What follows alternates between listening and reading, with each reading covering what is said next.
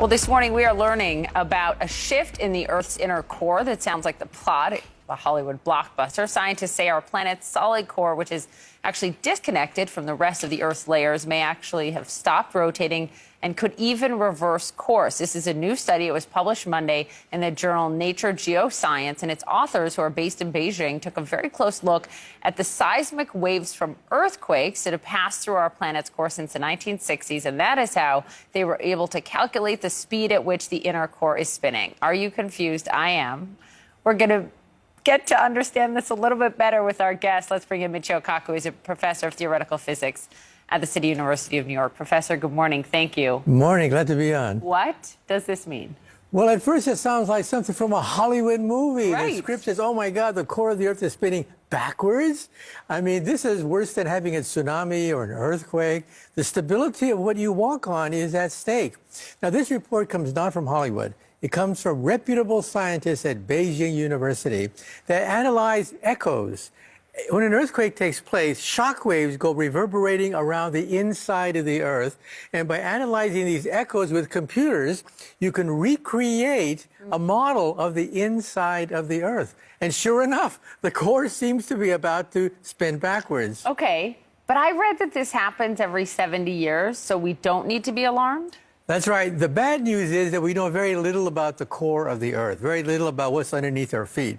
The good news is probably there's nothing to worry about, in the sense that roughly every 70 years or so, we're not sure, the center of the Earth does seem to go backwards. If this is the core, this is the crust of the Earth that we live on, yes. This is the core of the Earth, the core could move independently of the crust. That's the key. So the part we're on never moves in reverse. Yeah, so the core of the Earth sits in a pool of like molasses, and it's able to spin independently of the crust of the Earth. So, in other words, don't lose any sleep over this. Probably it's a natural cycle. It takes place probably once every 70 years or so.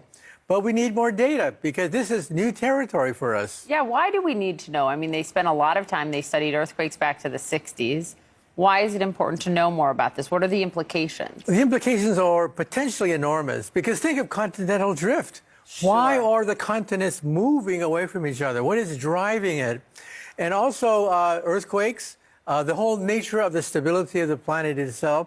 We know very little about what's underneath our feet. And that's why this information from echoes, computer analyzed, is very important because it tells us the future of the Earth. What questions, finally, Professor, does this leave you with?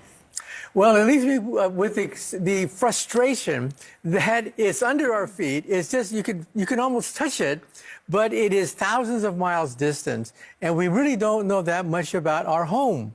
We know more about other planets than we do about the center of the Earth. That's so interesting. Like Mars, for example, is probably frozen over, not much earthquake activity at all. So we know a fair amount about Mars. We know very little about the Earth because the Earth is dynamic. Things are moving and churning at the center of the Earth. That's why we have earthquakes. That's why we have continental drift and volcanoes. Yeah, volcanoes, my son's favorite thing.